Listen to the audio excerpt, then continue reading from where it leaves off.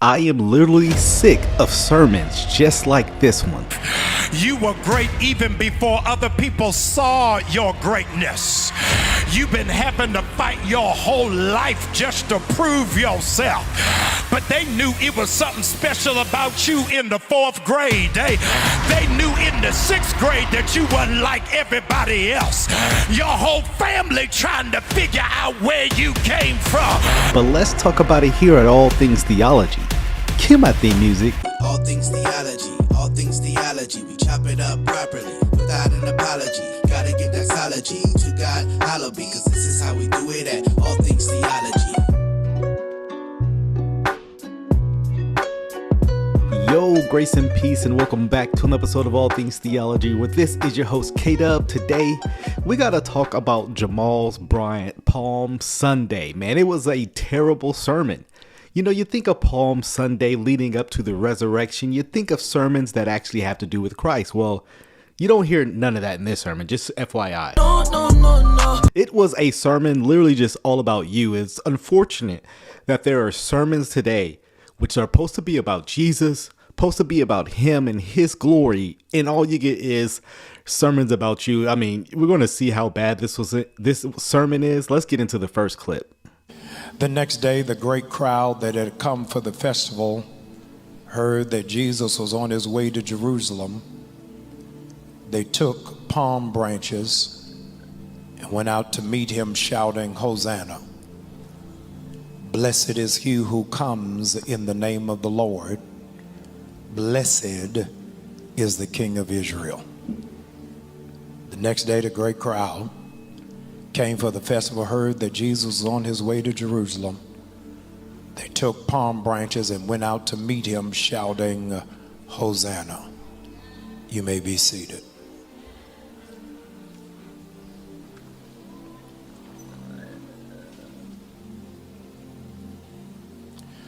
I want to preach for a little while today using as a subject, what took you so long? What took you so long?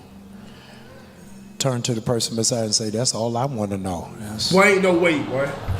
Boy, ain't no way, boy. Yeah, what took you so long? And it is very hard to understand what took you so long. But I'm just going to play a few points in the sermon so you can ask him what's taking him so long to actually preach what that text is about. Because what we're going to hear literally has nothing to do with the sermon. Let's look at this first section here. Listen to this. Pushed yourself across the finish line, even though you had no fans in the stands. You have found the capacity to blow yourself balloons. And you keep confetti in your pocket. Considering my birthday was recently, I resonated with this point. Actually, no, I didn't. You got to stop doing that. You got to stop doing that. The whole point is you're celebrating yourself when no one is. I mean, how is he getting any of this out of Palm Sunday, right? It's beyond me. But you guys remember his last year's Palm Sunday? It was just as bad, right? But let's keep listening. Just so that you can cheer yourself on. It is for this reason that I wanted to pause on Palm Sunday, because at this point in antiquity, Jesus has been in ministry for 3.5 years. And I wanted you to pay careful attention and zoom in the high power objective to note that Jesus' name and his popularity had swarmed all over Jerusalem. And for the life of me, I can't figure out what clicked in the conscience of the crowd that said, do it now. Something is about to click for people about who you are. Notice the replacement. So they said that about Jesus, but it's actually about to happen to you. Right, they're going to be asking, right? It's going to click in their conscience about who you actually are. I'm tired of the church. And what we're about to hear is just moral therapeutic nonsense, right? Oh, you're good, you're great, you're the bee's knees, so to speak. And this is really what's going to be talked about Jesus of this text is literally going to be talked about as you. So, I mean, literally replacing Jesus, right? I mean, let's keep listening. For 3.5 years, they had never thought it prudent enough to celebrate Jesus with a parade. And on this day, Jesus didn't have a new hairstyle. He hadn't bought a new robe. He didn't slip on brand new sandals. Was not wearing a new suntan. Nor did he give a eloquent speech. But suddenly they have a different perspective on who he is. And might I serve this as a warning that people are about to view you differently. The scales are getting ready to come off of their eyes. They're about to finally see that you are not average, but you are extraordinary. Oh, boy. You are wife material because you've been cut from a different cloth. You can run the department while walking in your sleep. You are well put together and folk don't know you almost fell apart. God's hand on you is more powerful than the lie they put on you. They are about to see who you really are, and while it is not new to you, it's gonna be new to them. I gotta stop her. So this sermon is definitely catered to the single women in the church. I mean, you're gonna see that as we go along further, but people, the scale's about to fall off people's eyes. I mean, I thought that was, about Jesus, but I mean, and again, it's all of this. You can do all these great things because you're so special. Just people haven't come to recognize it yet. I mean, that's literally what we're going to hear and what we're hearing. Let's keep listening. You telling me I look nice today? I knew it before I walked out the door. You are not validation, you are just confirmation. You cannot allow your value to be determined by somebody else's view, because a lot of people got poor vision. Jesus said to the woman, if you knew who was standing before you, you would never be thirsty again. I'm telling you, it took a long time, but people are going to finally wake up and see you are one of God's favorites. God don't play about me. But how does that actually correlate to you? Because Jesus says, hey, you recognize who you're standing before. He's God in the flesh. Yes. Not just a mere man. How did that actually apply to you? So you can see he's not actually dealing with the Bible. And look at these. I mean, besides a few bald heads, it's all women in there. Nobody has their Bible. They're just ready to cheer, Can we talk with the scriptures in our hand, please? Can we talk for a minute? The Bible says. It has nothing to do with what the pastor's reading, yet he's getting applauded. I know some people have made the joke. Is this like, the sitcom laughs? Because these people, no matter what he says, I mean, we're going to hear that a little later. They're ready to cheer. Let's keep listening. Jesus spent 3.5 years giving them the truth. For 3.5 years, he trafficked in signs and wonders. For 3.5 years, he pulled heaven down to the earth. And he did it with no accolades. God is about to honor you for the years that you were overlooked. You see, so Jesus got overlooked.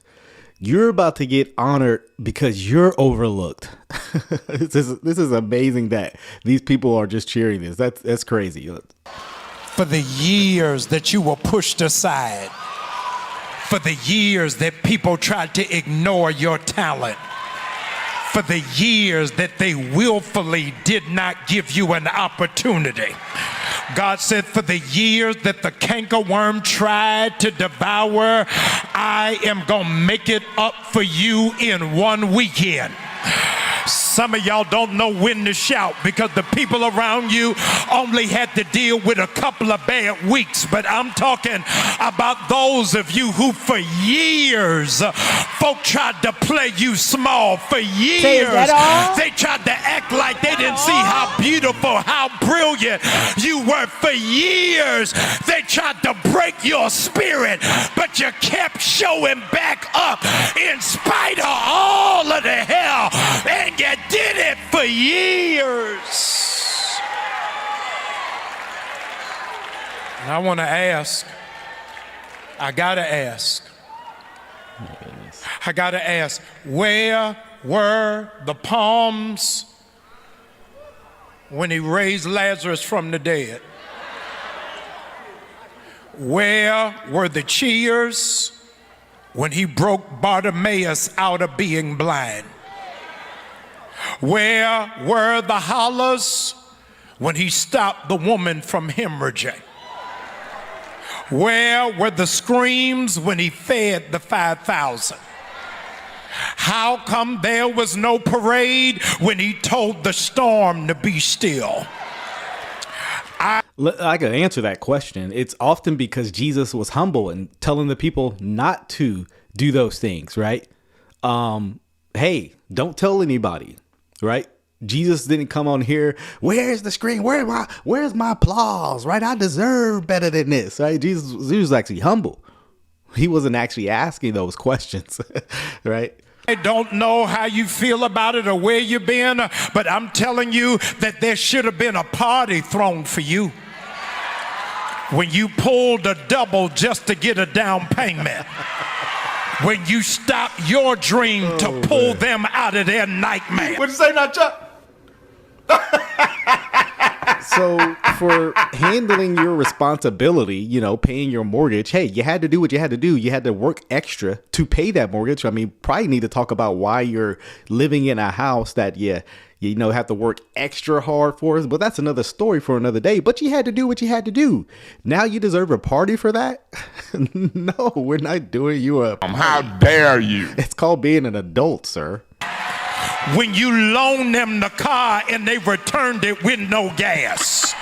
When they started acting shady, but you didn't treat their children any different. I'm telling you, you are overdue a party. There's some stuff you did that you would never recognize, never appreciated, never even thanked, and never even saluted, and you did it anyway. You kept the whole family together. You did whatever it is you needed to do just so that their daddy didn't look bad. You signed the card even. Now look, you can definitely see this sermon is definitely catered to females, right? I mean, just keep listening with that and you're gonna be, oh yeah, this is definitely to females. And I mean, most men I know don't even think about this. Like, first of all, I don't want to party. There's too many people in the house. Like, just tell me great job and we good, right? I mean, that's kind of like the most I want, if anything, but I don't want a party for doing what I'm supposed to do. Just say, hey, I appreciate you. Oh, thank you. That's it. No, they never contributed. You did double duty even while they were lazy and syphilis, and they never paused to say thank you. Don't you dare wait and cry when my body is in a casket. You better thank me while I'm here. This sounds personal. Where are my palms? This sounds very personal. Man. Wow. Don't get it twisted. I don't want you to think for one moment that Jesus became great on Palm Sunday. He was great when nobody was checking on him.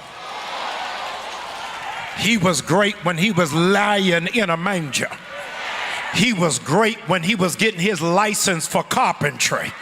He was great when John had more disciples than him. I need somebody in the room to understand that you don't need a crown to be a king. You see the point? Jesus has been great from his incarnation, right? From the beginning. So have you. You want to know the whole problem with that? You're a sinner. Jesus isn't. You're not good. He is. He's God. You're not. I mean, we can keep going on with how you fall abysmally short in comparison to Jesus. But Jamal doesn't mind. Jamal doesn't mind comparing himself. Yeah, I mean, Jesus is great, so am I. I deserve a party. He deserves a party. I mean, this is nonsense. God, I can't hear nobody. It wasn't a wedding that made you a wife. You were great even before other people saw your greatness. You've been having to fight your whole life just to prove yourself. What in the gospel of color purple is happening right here? All my life I had to fight. Like, what's happening here? Like, that's why this is a sermon for females. This is a sermon for females. Oprah and all of them, right? I mean, my goodness. But they knew it was something special about you in the 4th grade. They knew in the yeah, special ed, sir. Stop that. No. 6th grade that you wasn't like everybody else. Your whole family trying to figure out where you came from, because you don't even match who it is that they are. Elbow your neighbor, tell him, I don't mean to sound arrogant, but I've been great. When I was broke, I was great. When I didn't have a man, I was great. When I was gaining weight, I was great. Yeah, you know that great value, man. You got to stop doing that. You got to stop doing that. I mean, where are we in the passage? Where is this passage about our greatness? Matter of fact, Scripture teaches something totally different about man's alleged greatness. We're not great. I know. Look, I know your mama told you that. I want to pop that bubble and let you know you're not. You're not great. That's okay. That's good news. You need to recognize you're not great and go to the great one. Come on now. This is silly. Before I had a degree, I was great. When I had to catch a ride, I was great. When I was doing my own hair, I was great. I told you this sermon is for females. Don't you think in the aftermath that this is what made me great? That's why you can tell the devil, take my car, take my job, take my house, take my clothes, because naked came I into the world, and naked will I return. I'm still great. I'm still great. I'm still great. That's essentially the message of the sermon. I'm great. I'm great. Speaking of greatness, this got a little Muhammad Ali. Won't you agree? Won't you agree? Float like a butterfly, sting like a bee. That's why they call me Muhammad. Speaking of Muhammad, let's hear this point here. I mean, this is gonna blow your mind. In 1975, you may be seated. In 1975, Muhammad Ali was invited to give the commencement address at Harvard University. In 1975, he had been stripped of his title of being the heavyweight champion. Hear this, because he refused to go to Vietnam. And when he got to Harvard University, the students started chanting that the champ is here. God, I can't hear nobody. He didn't have his belt, they stripped it. But the students started yelling, the champ is here. The dean at Harvard University got up and took the microphone and said, don't call him a champ. He done been stripped of his belt. Muhammad Ali took the mic back and said, I don't need no belt to say I'm the champ. But when I came out of nothing, I was still the champ. I dare to give somebody a high five and say the champ is here. Do you know what I had to fight through just to keep my mind? Do you know what I had to fight through coming out of the projects?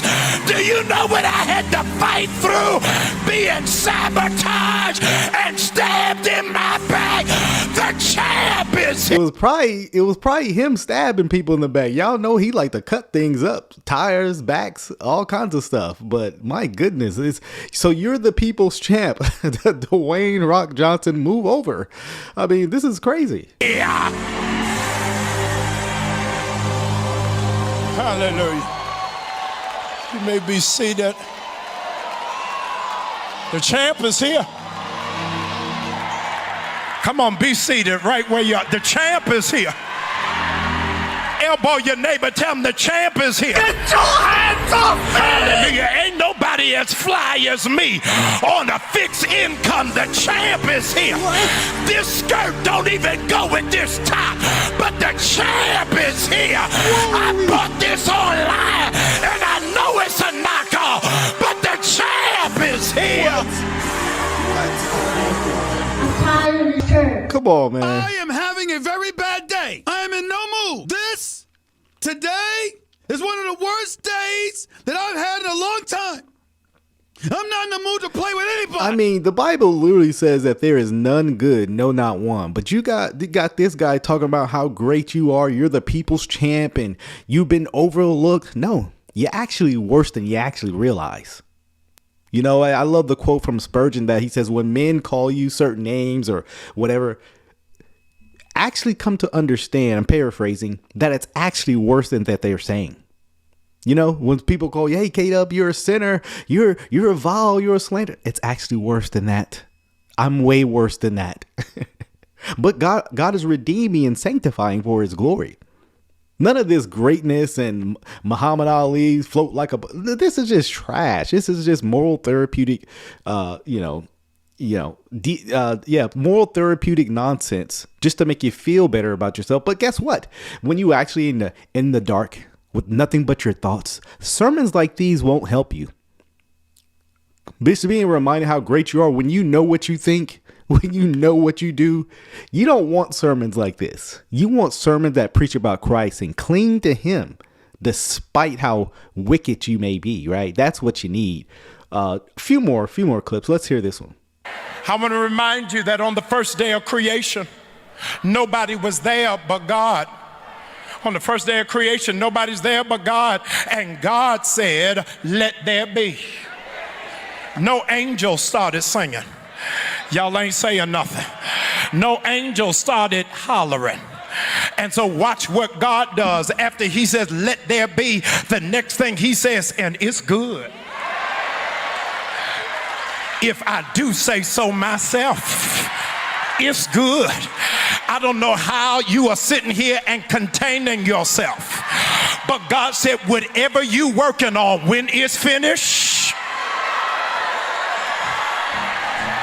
that thing gonna be good. When you read my book, when you see my design, when you witness what God does in my business, it's gonna be good. So I don't need you to cheer for me. Watch me celebrate what I'm working on. It's good. It's better than good to me. It's good.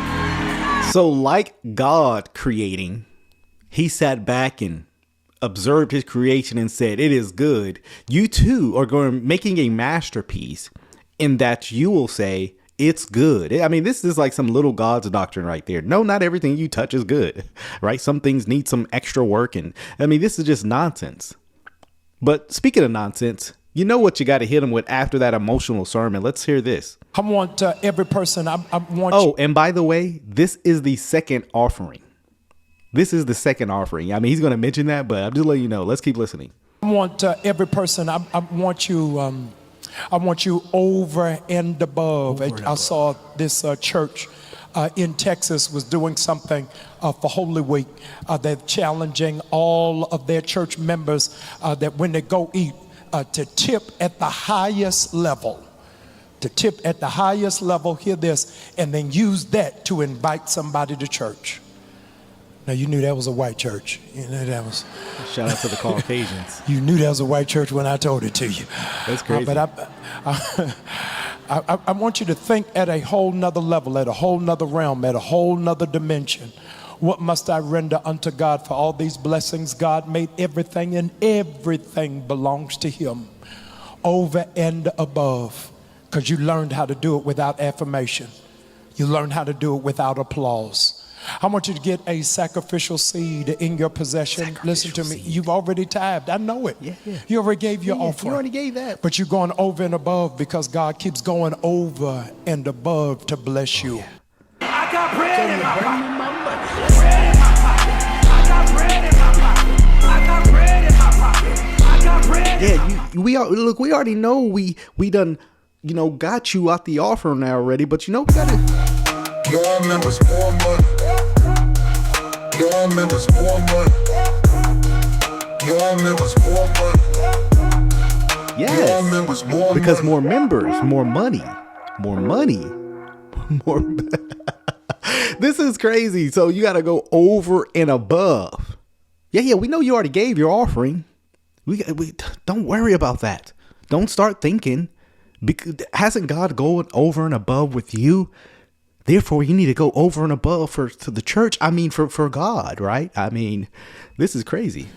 I want to challenge you to get that best seed in your hand very quickly. I want to challenge your faith on the day as close to just 100 as you possibly can, as close to 100 as you possibly can. This is our faith day that we trust God for the extraordinary, for the unreasonable, and for the unusual. Yes. I want all of our giving platforms on the screen. This is unreasonable. It is unreasonable, unusual. It's Usher, close the doors. I said close them doors. Close them doors. Close them doors. Because you got to get something unusual, right? You got to do something unique. No, man, this is just nonsense. I mean, look, that's ultimate. I mean, that's the main thing he's concerned about every week, the offering. Because the sermons are trash. Like, why do people go there? Deception is a crazy kind of drug, right? And to that we say, my friend, stay off the weed. You got to avoid Jamal Bryant like the plague. Till the next time, grace and peace. Oh, grace and peace. Thank you for watching another episode of All Things Theology. If you enjoyed what you heard today, go on and give me a like. Subscribe to the channel. Hit that notification bell. I promise to give you weekly lives, videos, interactions, exposing false teachers, sharing with you, the viewer, my theological beliefs, things about the culture, and the Bible. So if you're here for that, come on and join us. Also, if you would like to support this channel financially, you can do so by becoming a Patreon member or a YouTube member. Links are in the description below. You can see content before it drops. You can also have Q&A sessions with also other Patreon members, YouTube members as well. So if you would like that, hit the description link in below.